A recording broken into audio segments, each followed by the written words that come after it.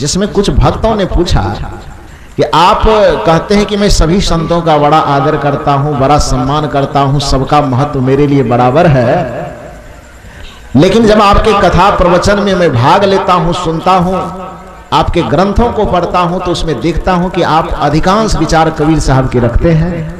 अपने प्रवचन में सबसे ज्यादा कबीर साहब की वाणी को रखते हैं, कबीर साहब के भजन गवाते हैं, कबीर साहब को आप संत सम्राट कहते हैं। तो जब आप कहते हैं कि सभी संत मेरे लिए बराबर है, तो फिर कबीर साहब के विचारों को इतना ज्यादा महत्व आप क्यों देते हैं? ये प्रश्न है। महर्षि मेही बाबा की इस पुस्तक को जाके पलटिएगा, वो पुस्तक में जिस लेख में ये बात है, उस लेख का नाम है सुर संग्राम से भागे नहीं। पुस्तक का नाम है महर्षि मेही सत्संग सुधा सागर। बड़ी मोटी पुस्तक है और उसमें जो लेख है वो लेख है सुर संग्राम से भागे नहीं। उसी में महर्षि मेही बाबा प्रवचन किए हैं। उस प्रवचन के दरमियान ही ये बात उभर करके आई है कि सभी संत आपके निगाह में बराबर हैं, तो कबीर साहब को इतना आदर आप क्यों देते हैं, इतना ज्यादा महत्व आप क्यों देते हैं? तो महर्षि मेही बाबा ने भक्तों को समझाया, प्रवचन के दरमियान समझाया कि देखो जी, कभी जप किए हो? कहा किए हैं। तो जप करने वाला माला में कितना दाना होता है? आप लोग से पूछ रहे, बताइए। मेही बाबा पूछ रहे हैं, हम आप लोगों से पूछ रहे हैं, जप करने वाला माला में कितना दाना होता है? 108 होता है। महर्षि मेही बाबा जहां प्रवचन कर रहे हैं वहां लोगों से पूछा कितना दाना होता है? कहा 108। कहा माला के 108 दाना में किस दाना का महत्व कम है, किसका ज्यादा है? कहा किसी का नहीं, सबका महत्व बराबर है। कहा ठीक है, लेकिन सबका महत्व बराबर होने के बावजूद भी उसमें एक दाना और है जिसका महत्व कुछ विशेष है। कहा कौन दाना? तो कहा बीज में जो रहता है उसको सुमरनी दाना बोला जाता है। सुमरनी न बोला जाता है, सुमेरु दाना या सुमरनी दाना, दो में से कोई नाम रख लीजिए।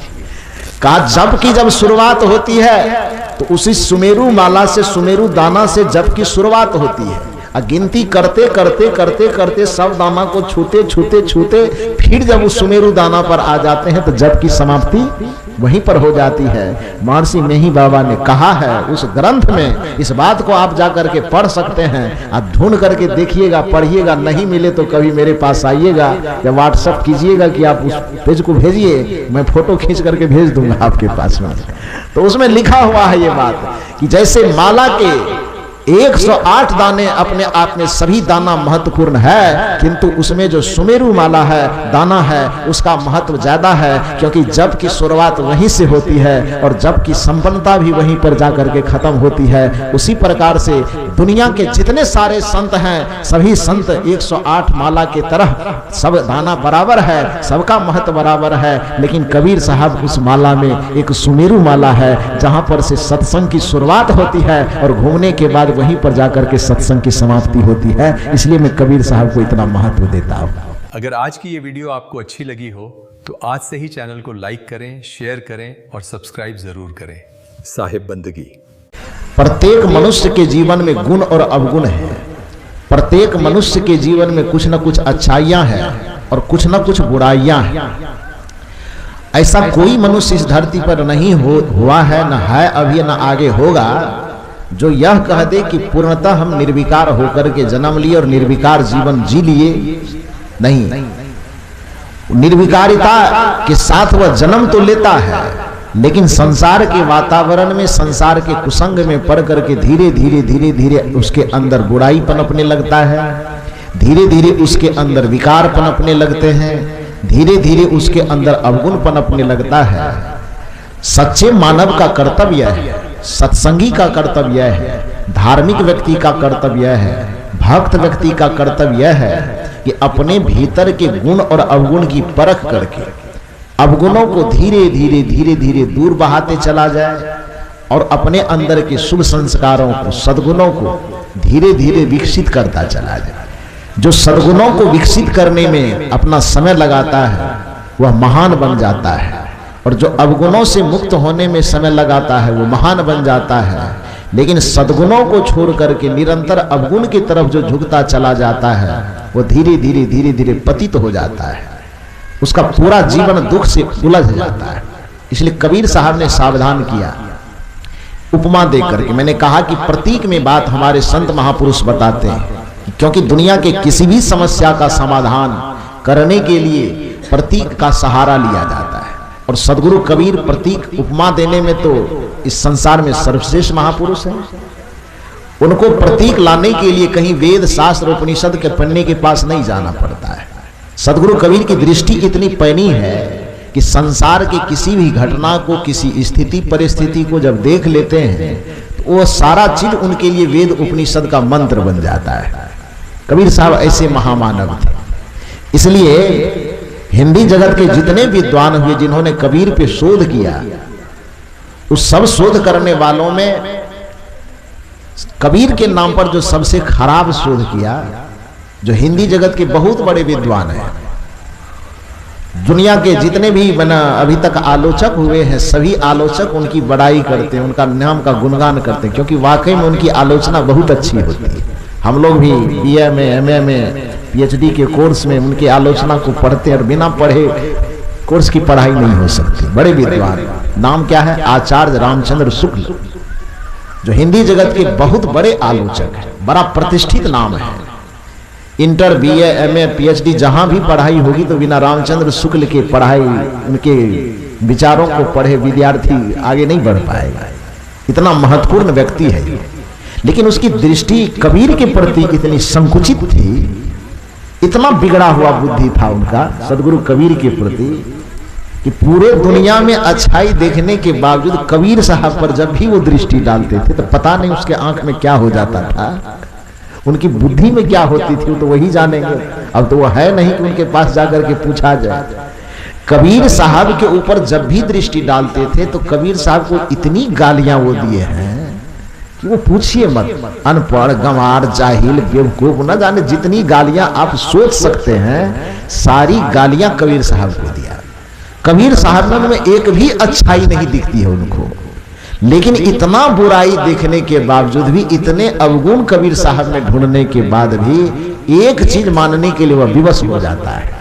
और इतने बड़े कट्टरपंथी कबीर साहब के प्रति रहने के बावजूद भी वो एक बात कहते हैं अपने पूरे साहित्य में, कि कबीर चाहे जितने जाहिल हो, कबीर चाहे जितने अनपढ़ हो, कबीर चाहे जितने गंवार हो, भाई एक बात तो मानना पड़ेगा कि उनमें प्रतिभा बहुत अद्भुत थी। वैसी प्रतिभा लेकर के धरती पर अभी तक कोई महामानव पैदा नहीं हुआ। ये इतने कट्टर आलोचक होने के बावजूद भी इस बात को स्वीकार करते, एक बात स्वीकारता है, बाकी कोई गुण उनमें नहीं देखता है। और दूसरे महापुरुष तो खैर उसकी तो कहना क्या है, चाहे आचार्य हजारी प्रसाद द्विवेदी हो, कि चाहे डॉक्टर संपूर्णानंद हो, कि पीताम्बर दत्त वर्धवाल हो, कि डॉक्टर रामकुमार वर्मा हो, हिंदी जगत के जितने विद्वान हुए सब ने कबीर साहब में बहुत सारी अच्छाइयां देखा।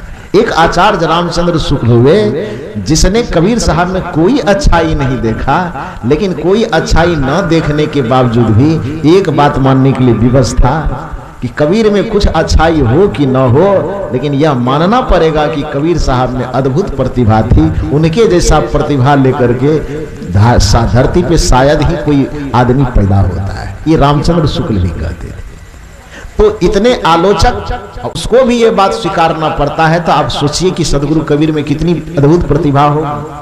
रास्ते में चलते चलते सामान्य सी घटना को देख लेने के बाद वेद उपनिषद तुल्य वह उसको मंत्र का स्वरूप दे देते थे। तो कबीर साहब उपमा देने में बड़े अद्भुत महापुरुष थे। तो मानव जीवन के गुत्थी को सुलझाने के लिए उन्होंने प्रतीक दिया। वह कहते हैं कि केला तबही न चेतिया जब ढिग लागा बैर, अब की चेते क्या भया जब काटन लिन्हा घेर। कबीर साहब कहते हैं कि हे मानव, वो प्रतीक देते हैं केले के उदाहरण, केले के वृक्ष और बैर के वृक्ष, ये दोनों के वृक्षों का उपमा लेते हैं, उदाहरण लेते हैं, प्रतीक लेते हैं और उसके माध्यम से समझाते हैं। मानो कबीर साहब ये कह रहे हैं कि कबीर साहब एक बार रास्ते से जा रहे थे। संजोग की बात है कि एक केले का वृक्ष था और केले के वृक्ष के नजदीक में, उसके सामने में एक बेड़ का वृक्ष जन्म ले लिया, पनप रहा था। तो स्वाभाविक है कि अभी वह बेर का वृक्ष छोटा था पौधा। तो कबीर साहब देखा तो आपकी और हमारी समान दृष्टि जिस बात को नहीं देख पाती है, किसी प्रतिभा संपन्न लेखक कवि की दृष्टि उस रहस्य को, उस बात को, उस भेद को जान लेते हैं। तो कबीर साहब ने देखा कि केला वृक्ष के नीचे में एक पेड़ का पौधा पनप रहा है, तो कबीर साहब ने उस केले को कहा, इधर सुनो। अब आप ये मत कहिएगा कि केले की गाछ से बातचीत हो सकती है क्या। पहले मैंने कहा कि प्रतीक है, कि प्रतीकात्मक बात हो रही है। तो केले के वृक्ष से कबीर साहब ने कहा कि भाई, तुम्हारे जड़ के नीचे में बेड़ का पौधा पनप रहा है, तुमको सावधान हो जाना चाहिए। केले के वृक्ष ने कहा है कि आपको कोई दही चूड़ा खाने का निमंत्रण दिया है क्या। कबीर साहब ने कहा दिया तो है। तो कहा जाइए रास्ता नापिए, ये प्रवचन हमको क्यों सुना रहे हैं। अनंत स्वरूप साहब से कम बुद्धि है क्या हम लोगों को। आप जो आकर के भाषण दे रहे, आपकी बात क्यों माने, आपकी बात से हमारे पास कम बुद्धि है क्या। बेड़ का पौधा पनप रहा है, पनपने दीजिए, आपको उससे क्या लेना देना, हमको क्यों समझा रहे हैं। कबीर साहब ने व्यंग में कहा है कि जो मिला सो गुरु मिला, शिष्य न मिलिया कोई। सीखने वाले प्रायः संसार में बहुत कम लोग मिलते हैं। एक बात किसी को सिखाने की आप चेष्टा कीजिए, वह आदमी आपको 1000 बात सिखाने के लिए सीना तान करके तैयार हो जाएगा। एक बात किसी को समझाने की कोशिश कीजिए, अपने अनुभव के आधार पर दूसरा आदमी, सामने वाला आदमी 1000 तर्क लेकर के आपके सामने खड़ा हो जाएगा। और कबीर जैसे महामानव को यह कहना पड़ता है कि जो मिला सो गुरु मिला। प्रतीकात्मक अर्थ में केले को समझा रहे हैं कबीर साहब, ये भाई केला, तुम्हारे जड़ के नीचे में बेड़ का पौधा पनप गया है, इसको हटा दो। अभी बहुत आसान है हटाना, छोटा बच्चा है, चाहो तो चुटकी से मसल सकते हो, या चाहो तो एक बार में उखाड़ करके इसे फेंक सकते हो। तो केला मोच पी जाता है। अब मोच पी जाते हुए कहता है काहे, आपको काम है, आप समझा क्यों रहे, आप जाइए जहां जा रहे हैं। कबीर साहब को कह रहे। तो कबीर साहब ने कहा कोई बात नहीं, हम तो चले ही जाएंगे, लेकिन एक सलाह जाते जाते यह भी दे दूं कि यदि अभी तू इसको नहीं उखाड़ा, इसको नहीं हटाया, तो ये तुमको जीवन भर परेशान करते रहेगा। अभिमान में उस केले के वृक्ष ने मोछ पे ताव देते हुए कहा कि चाहे हमको पीड़ा भोगना पड़े कि समस्या भोगना पड़े, जब देखा जाएगा, आप यहां से जाइए, आपकी बात हम सुनने वाले नहीं है। केला के मन में यह घमंड था कि हम 10 साल से यहां पर स्थापित हैं, हमारा परिवार फैला हुआ है, हमारा साम्राज्य फैला हुआ है, और अभी ये छोटा सा बेड़ का पौधा मेरे जड़ के नीचे में जन्म लिया है, ये मेरा क्या बिगाड़ सकता है। छोटा सा, ये क्या बिगाड़ेगा मेरा। लेकिन प्रकृति का जो निर्धारित नियम है कि बुराई करेंगे तो दुख मिलेगा, अच्छाई करेंगे तो सुख मिलेगा। साहब जी अभी आपको मन से समझा रहे थे, ये मत समझिए कि आप लोग यहीं बैठ करके प्रवचन सुनते हैं। हम लोगों को भी जहां रहते हैं वहां से शांत चित्त होकर के प्रवचन सुनना पड़ता है। और श्री साहब जी अभी आपको इस मन से क्या समझा रहे थे कि आशीर्वाद लेने के लिए आया, 1000 रुपए चरण पे रख करके का आशीर्वाद दीजिए। काम क्या करते हो, तो प्राइवेट पुलिस है। और क्या करते हो, दारू पीते हैं, मांस खाते हैं, अंडा खाते हैं। आशीर्वाद मिलेगा? नहीं मिलेगा। कबीर साहब ने कहा करे बुराई सुख चाहे, कैसे पावे कोई, रोपे पेड़ बबूल का, आम कहां से हो। यदि आपके अंदर बुराई भरी हुई है, आपके अंदर अवगुण भरा हुआ है, आपके अंदर पाप और विकार भरा हुआ है, तो आपके सामने भगवान भी आ जाए तो वह भी आपको आशीर्वाद नहीं दे पाएगा, वह भी आपको सुख और शांति नहीं दे पाएंगे। कैसे दें? देना चाहेंगे तो भी नहीं दे पाएंगे। तो इसलिए बुरा करके कोई व्यक्ति अच्छा चाहे, ये कदापि नहीं हो सकता। दुनिया के आंख में आंसू घोल करके कोई व्यक्ति अपने चेहरे पे मुस्कुराहट चाहे, ये कदापि नहीं हो सकता। लोगों के गर्दन पर छुरा चला करके कोई व्यक्ति अपने जीवन में शांति चाहे, ये कदापि नहीं हो सकता। दूसरे को सता करके, दूसरे को पीड़ा दे करके अपने आप में मुस्कुराहट वह पैदा करना चाहे, ये कदापि नहीं हो सकता। जो दूसरे को रुलाता है उसके रोने की व्यवस्था इस प्रकृति में कहीं न कहीं हो रही होती है। जो दूसरे को सताता है उसको कहीं न कहीं सताने की व्यवस्था हो रही होती है। जो दूसरे को उलझाता है उसके उलझन में फंसने की कहीं न कहीं कोई व्यवस्था हो रही होती है। जो दूसरे को दर्द देता है उसके भी दर्द भोगने का कहीं न कोई मार्ग तैयार हो रहा होता है। इसलिए यदि व्यक्ति जीवन में दर्द ना चाहे तो उसे किसी को दर्द नहीं देना चाहिए।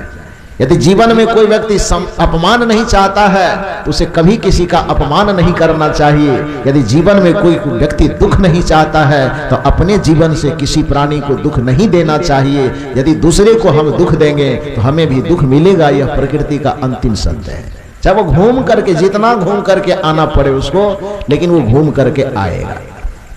तो बुराई करके अच्छाई नहीं अपने जीवन में आ सकती। बुराई नहीं करना चाहिए, जो हम चाहते हैं हमको वही करना चाहिए।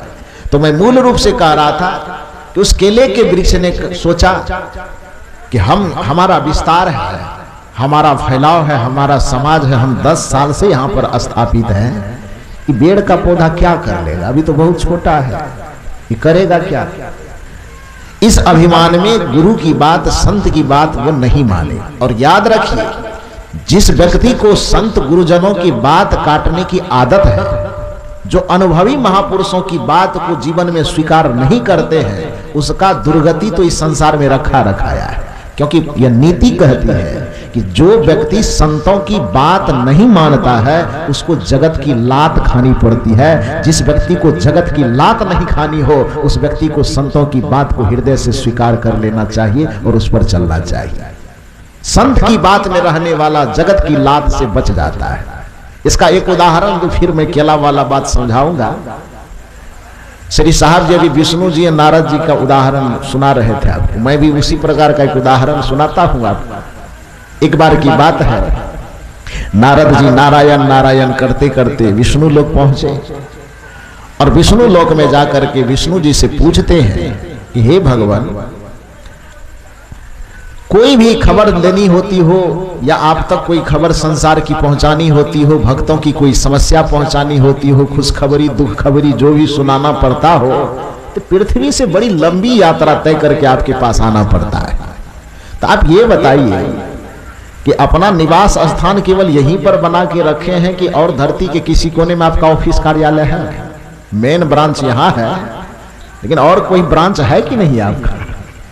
कहीं आपसे मिलन जुलन हो सकता है कि नहीं हो सकता है? तो भगवान विष्णु ने कहा कि बड़ा ढेर दिन के बाद पूछ रहा है, ये बात पहले पूछ लिया होता, आजकल सीएसपी सब भी ढेर खुल गया है। मेन ब्रांच की तो बात ही छोड़ो, और ब्रांच की बात छोड़ो, गली गली में सीएसपी खुल गया है। तो ये बात पहले पूछ लिया होता तो ये पृथ्वी से जो लंबी यात्रा करके मेरे तक पहुंचना पड़ता था तुमको, ये नहीं पहुंचना पड़ता, लेकिन पहले पूछा नहीं।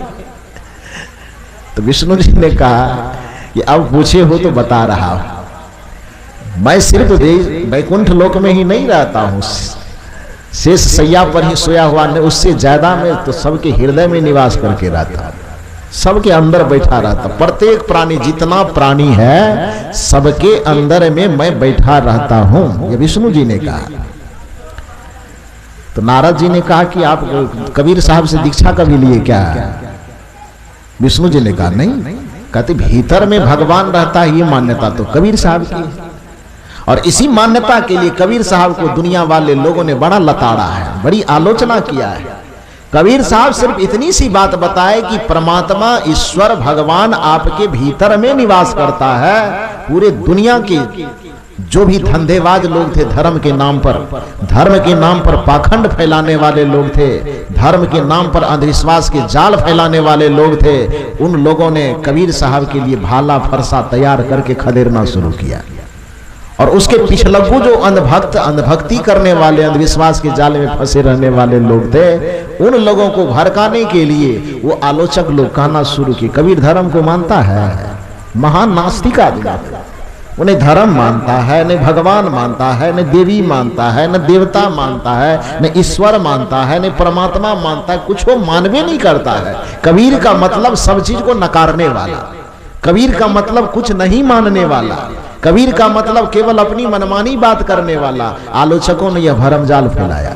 लेकिन एक बात याद रखिए, जब अब हम लोग अध्ययन करते हैं कबीर साहब के साहित्य के साथ साथ सनातन धर्म के सभी ग्रंथों का जब अध्ययन किया जाता है, वेदों को पढ़ते हैं, उपनिषदों को पढ़ते हैं, छवों शास्त्रों को पढ़ते हैं, सनातन धर्म के मौलिक ग्रंथों को पढ़ते हैं, तो पता चलता है कि सनातन धर्म को जितनी बेहतरीन तरीके से सदगुरु कबीर मानता है, सनातन धर्म को उतने बेहतरीन तरीके से कोई पंडित, पुरोहित और ब्राह्मण नहीं मानता है।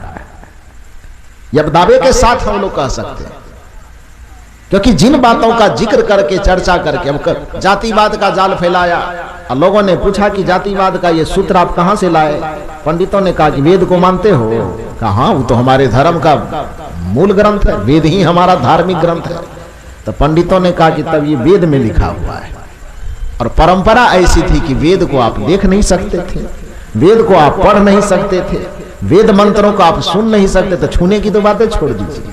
आज भी हमारे देश के 95% ऐसे हिंदू व्यक्ति होंगे जो अपने आप को हिंदू कहता है, सनातनी कहता है, शायद वह व्यक्ति वेद का जिल्द कैसा होता है, पन्ना की तो बातें छोड़ दीजिए, मंत्र की भी बात छोड़िए, वेद का जिल्द कैसा होता है, ऊपर का वाला पेज कवर उसका कैसा होता है, यह भी हमारे सनातन धर्म के 95% आदमी नहीं जानता होगा। जानते हैं क्या? अच्छा, इतना लोग बैठे हुए इसमें, छोड़ दीजिए पूरे देश की बात, जितना लोग यहाँ पर बैठे हुए हैं, बताइए तो इसमें वेद का जो ऊपर की कवर पेज होता है, इसमें से कितना आदमी देखे हैं? एक आदमी, एक भी आदमी है क्या इसमें? नहीं है, एक भी आदमी नहीं है। दावे के साथ मैं कहता हूं, एक भी आदमी ऐसे नहीं है जिन्होंने वेद को देखा हो। एक भी आदमी इसमें नहीं खोजने पे मिलेगा जिसने उपनिषद को देखा हो। एक भी व्यक्ति इसमें ऐसा नहीं है जो 6 शास्त्र, देखने की बात तो छोड़ दे, नामों जानते हैं कि 6 शास्त्र का नाम क्या होता है? नाम भी नहीं जानते हैं, लेकिन फिर भी कबीर की आलोचना करेंगे, फिर भी कहेंगे कि कबीर तो कुछ नहीं मानता है, कबीर धर्म नहीं मानता है, भगवान नहीं मानता, देवी ने दो कबीर पंथी बढ़िया नहीं होता है, कुछ मानता नहीं। अरे भैया, वेद के पन्ना को एक बार पलटो तो पता चलेगा कि वेद को कबीर जितना बढ़िया तरीका से मानता है, उतना बढ़िया तरीका से वेद को मानने वाला भी वेद को नहीं मानता है। यदि 6 शास्त्र के पन्ने को आप पलट करके देख पाए तो आपको पता चलेगा कि शास्त्रों का समर्थन हृदय से जितना कबीर साहब करते हैं, शायद उस शास्त्रों को कंधे के नीचे ढोने वाला भी उस शास्त्र को उतना बेहतरीन तरीका से नहीं मानता है। यदि आप उपनिषदों को पढ़ सकें, उपनिषदों को देख सकें, तब आपको पता चलेगा कि उपनिषद में जिस सच्चाई का वर्णन किया गया है, उस सच्चाई को कबीर साहब जितना बेहतरीन तरीका से मानता है, शायद उस उपनिषदों को अपने कपार पर जिंदगी भर ढोने वाला भी उतना बेहतरीन तरीका से उसको नहीं मानता है। विष्णु जी ने कहा कि परमात्मा हम तो केवल विष्णु लोक में ही नहीं रहते हैं, हम लोगों के हृदय, प्राणी के हृदय में रहते हैं। नारद जी ने कहा कि ये तो कबीर साहब का सुर है, आप कब से राग अपना शुरू कर दिया? सगुन वाले तो कहते हैं मंदिर में ही केवल भगवान रहते और कहीं है ही नहीं, मंदिर की जरूरत है, तो आप भीतर में जब है तो फिर मंदिर की क्या आवश्यकता है? विष्णु जी ने कहा कि सच्चाई तो यही है कि परमात्मा सबके भीतर में ही रहता है। ये तो धंधा चलाने वाले लोग अपना अपना रोजगार दुकान खोल करके रखा है, लेकिन कबीर साहब को यह बात कहने की बड़ी महंगी कीमत चुकानी पड़ी, बड़ा आलोचना लोगों ने किया, और कबीर साहब को अपने मुंह से कहना पड़ा, संतो देखत जग बौराना, सांच कहे तो मारन धावे, झूठे जगपतियाना। यदि सत्य मैं लोगों के बीच रखता हूं तो ये दुनिया के लोग गाली से, निंदा से, ईटा से, पत्थर से, आलोचना से मारने के लिए दौड़ते हैं, और यदि इससे झूठ कहा जाए तो फूल का माला लेके जय जयकार करते हैं। कबीर साहब को अपने मुंह से कहना पड़ा। सोचिए उस महापुरुष को कितना पीड़ा दिया गया होगा, सोचिए उस महामानव को कितना सताया गया होगा, सोचिए उस महामानव को कितनी आलोचना झेलनी पड़ी होगी। सोच करके जरा सा देखिए कि उनको अपनी बात कहने के लिए, रखने के लिए दुनिया वालों से कितना संघर्ष करना पड़ा होगा, कितना लड़ना पड़ा होगा, ये जरा सा विचार करके देखिए। तो विष्णु जी ने कहा कि हम सब के अंदर रहते हैं। और एक बात मैंने कहा, ध्यान दीजिए कि कबीर साहब कभी ये नहीं कहे कि ईश्वर भगवान परमात्मा नहीं होता है, बल्कि कबीर साहब ने इतना कहा कि ईश्वर होता तो है, लेकिन ईश्वर को पाने का जो तुम्हारा रास्ता है, ईश्वर को तुम जहां मानते हो कि ईश्वर वहां पर बैठा हुआ है, तो स्थान तुम्हारा गलत है और मानने का तरीका गलत है। कबीर साहब ने कहा कि मैं राम का खंडन नहीं करता हूं, मैं ईश्वर का खंडन नहीं करता, मैं परमात्मा का खंडन नहीं करता हूं, बल्कि कबीर साहब ने कहा कस्तूरी कुंडली बसे मिर्ग ढूंढे बन माही, ऐसे घट घट राम है। राम है कहा कि राम नहीं है कहा? क्या कहा? ऐसे घट घट राम है। राम है का मतलब नहीं होता है मैंने हाँ कि है मैंने ना। बताइए आप लोग थोड़ा सा, है कह रहे हैं तो है मैंने हाँ कि है मैंने ना? है मैंने हाँ न होता है, ना कब कह दिया? कस्तूरी कुंडली बसे मिर्ग ढूंढे बन माही, ऐसे घट घट राम है दुनिया जानत नाही। कबीर साहब कहते राम तो है जी, लेकिन वो अयोध्या में नहीं है। वो कहां है? वो सबके घट में निवास करता है। कबीर साहब कहते हैं जो तिल माही तेल है, सब जगह है की बात कर रहा है, और है का मतलब नहीं है नहीं कहीं नहीं होता है। जो तिल माही तेल है, जो चकमक में आग, तेरा साईं तुझ में जाग सके तो जाग। कहां नकारा कि साईं ईश्वर परमात्मा नहीं होता है? लेकिन ईटा में ईश्वर परमात्मा नहीं होता है, वो पत्थर में नहीं होता है, खुट्टा गाड़ देने में ईश्वर परमात्मा नहीं होता है। तो इतनी सी बात कहने के लिए जो कबीर साहब की आपने निंदा की, आलोचना की, तो आप अपने भगवान से पूछे हैं कि वो कहां रहते हैं? हमारे सनातन परंपरा में दो ईश्वर के स्वरूप की बड़ी बड़ी चर्चा होती, बड़ा नाम होता है, जिसके कारण अनूप जलोटा जी भजन गाए तो अपने भजन गायन के दरमियान उन्होंने कहा कि जग में सुंदर है दो नाम, चाहे कृष्ण कहो या राम, बोलो राम राम राम, बोलो श्याम श्याम श्याम। ईश्वर के तो वैसे बहुत सारे स्वरूप हैं, लेकिन राम और कृष्ण ये दोनों की बड़ी महिमा गाई जाती। सगुन मार्ग, उस सगुन मार्ग में रहने वाले श्री राम जी से एक बार पूछा गया, सीधे श्री राम अपने भक्त के सामने हुए।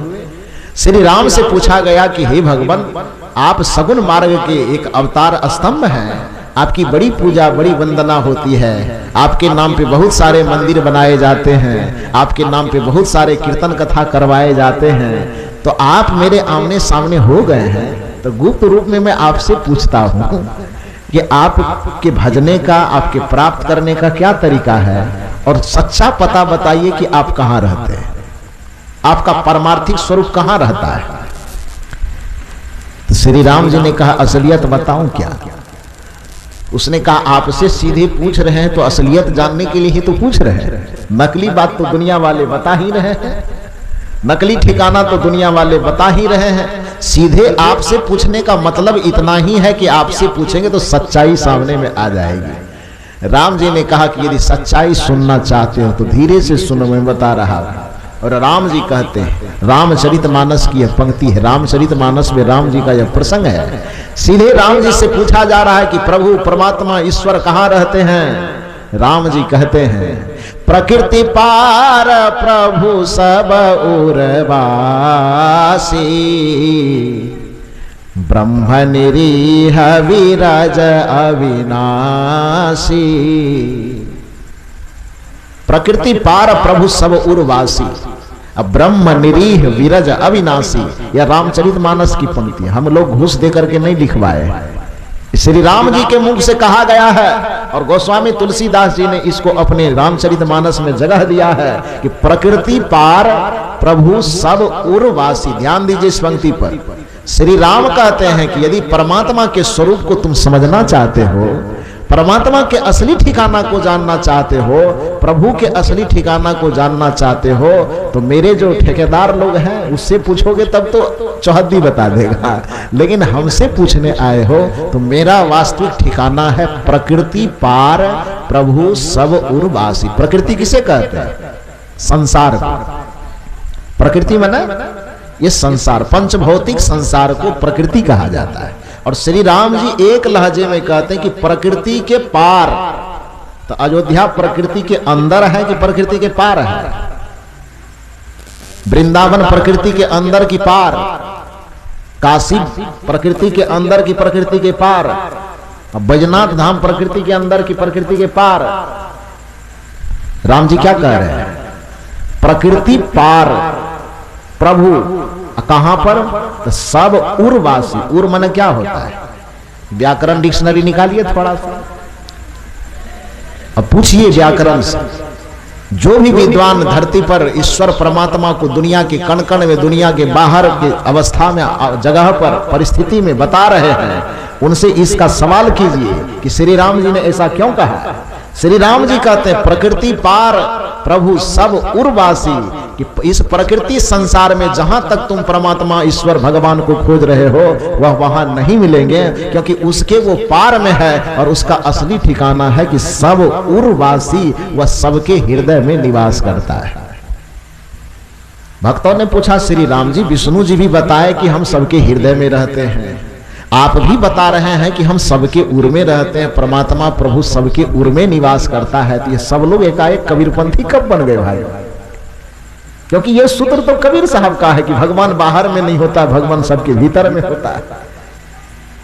लगता है आप लोगों के ऊपर कबीर साहब का नशा चढ़ गया, आपसे भी काम नहीं चलेगा।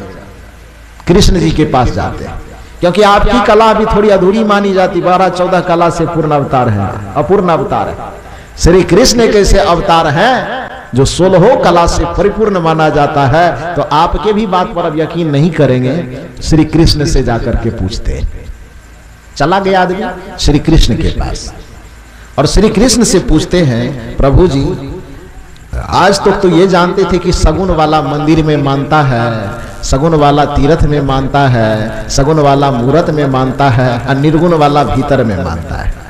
सगुन वाला मंदिर की जरूरत समझता है और निर्गुण वाला कहता शरीर को पवित्र बना लो, यही मंदिर बन जाएगा। सगुन वाले को मूर्ति बैठा करके उसमें प्राण प्रतिष्ठा करना पड़ता है और निर्गुण वाले कहते हैं जिसके आधार पे तुम्हारा प्राण टिका हुआ है वही परमात्मा है। ये सगुन और निर्गुण में तो बड़ा अंतर था, लेकिन सगुन वाले भगवान के ही पास सीधे चले गए तो वही लोग मुकर गए। वही लोग कहते नहीं भाई हम सबके हृदय में निवास करते हैं। कि राम जी थोड़ा अपूर्ण है, उस पे भी विश्वास नहीं हो रहा है, विष्णु जी पे भी विश्वास नहीं हो रहा है। अवतार का संशोधित रूप कृष्ण परिपूर्ण अवतार लेकर के आए हैं, इसलिए हे भगवान कृष्ण मैं आप ही से पूछता हूं कि आप बताइए कि ईश्वर प्रभु परमात्मा का ठिकाना कहां रहता है? वह कौन है? व्यक्ति के रूप में ईश्वर होता है क्या? और यदि नहीं होता है तो कैसा होता है? और होता है तो कहां रहता है? ये दो चीज बताइए। श्री कृष्ण ने कहा कि सबसे पूछ के आए तो संतोष नहीं हुआ क्या? भक्त ने कहा कि संतुष्टि हो जाती तो आपके पास क्यों आते? कृष्ण ने कहा पूछ ही लोगे? भक्त ने कहा हाँ पूछने ही आया हूं, आप बताइए। और श्री कृष्ण बताते हैं कि सबसे पहला चीज मैं बताता हूं कि ईश्वर का स्वरूप क्या है। और गीता में श्री कृष्ण कहते हैं उपद्रष्टा अनुमंता च भर्ता भोक्ता महेश्वर परमात्मेति चापयुक्तो देहेस्मिन् पुरुषः परः। हे दुनिया के लोगों, जो हमारे शरीर के अंदर चैतन्य शक्ति, जो हमारे शरीर के अंदर शाश्वत शक्ति जगमगा करके हमें जीवंतता दे रहा है, उसी आत्मा को उपद्रष्टा कहा जाता है। क्योंकि हृदय में बैठ करके आंख के माध्यम से वह संसार को दिखता है, कान के माध्यम से वह संसार को सुनता है, पैर के माध्यम से संसार की यात्रा करता है, हाथ के माध्यम से संसार का कर्म करता है, जीभ के माध्यम से वह संसार के रसों को चखता है, त्वचा के माध्यम से संसार के चीजों का स्पर्श करता है। यदि वह भीतर में बैठा हुआ न रहे तो आंखें तो रहेगी लेकिन यह आंखें देख नहीं पाएगी। भीतर में वह आत्मा अपनी शक्ति देना बंद कर दे तो कान तो होगा लेकिन कान सुन नहीं पाएगा। आत्मा शक्ति देना बंद कर दे तो पैर होगा लेकिन यात्रा नहीं हो पाएगी। आत्मा अपनी शक्ति देना बंद कर दे तो हाथ तो होगा लेकिन हाथ से कोई कर्म नहीं होगा। आत्मा यदि नहीं होगा भीतर में तो जीभ तो होगी लेकिन ये किसी रस को चख पाने में सक्षम नहीं हो पाएगी। आत्मा यदि नहीं होगी तो बुद्धि तो मस्तिष्क में मस्तिष्क तो होगा लेकिन यह कोई चिंतन नहीं कर पाएगा, कोई निर्णय नहीं कर पाएगा। इसलिए मस्तिष्क यदि निर्णय करता है तो आत्मा के आधार को पा करके, आंखें यदि देख पाती है तो आत्मा का आधार पा करके, हाथ यदि कर्म कर पाता है तो आत्मा का आधार प्राप्त करके, पैर यदि यात्रा कर पाता है तो आत्मा का आधार पा करके, शरीर के कोई भी अंग यदि क्रियाशील हो पाते हैं तो आत्मा का आधार पा करके। इसलिए श्री कृष्ण कहते हैं जो भीतर में जो बैठा हुआ चेतन सत्ता है उसको उपद्रष्टा कह रहा हूं, क्योंकि उसके माध्यम से देखा जा रहा है। तो उपद्रष्टा अनुमंता, मन के पीछे बैठ करके वही शक्ति दे रहा है, इसलिए उसको अनुमंता कहते हैं। भर्ता, कर्म के फल को भोगने वाला, भोक्ता। और इतना कहने के बाद सबसे बड़ा गजब चीज कहते हैं कि महेश्वर। ईश्वर ही नहीं कहते हैं, क्या कहते हैं उसको? महेश्वर। महेश्वर किसे कहा जाता है? ईश्वर में महा शब्द जुट गया, महेश्वर तब बनता, माने महान ईश्वर। उस आत्मा को श्री कृष्ण केवल ईश्वर नहीं कहते, उपद्रष्टा, अनुमंता च भर्ता, भोक्ता, महेश्वर। ईश्वर भी साधारण ईश्वर नहीं है, महान ईश्वर, उससे श्रेष्ठ ईश्वर कोई नहीं हो सकता, महेश्वर। और ईश्वर कहने से भी संतुष्टि नहीं होती तो श्री कृष्ण जी आगे और कहते हैं, परमात्मेति चापयुक्तो, उसी ईश्वर को तुम परमात्मा भी कह सकते हो। रहते कहाँ है? तो देहेस्मिन, देह के अंदर, पुरुषः परः, उसी को पुरुष कहा जाता और अपर कहा जाता, किसी की जरूरत नहीं पड़ती उसको। उपद्रष्टा, अनुमंता च भर्ता, भोक्ता, महेश्वर, परमात्मेति चापयुक्तो देहेस्मिन पुरुषः परः, हमारे देह के अंदर ही वह स्थित है। भक्त ने कहा कि इतनी लंबी चौड़ी व्याख्या हम आपसे सुनने नहीं आए।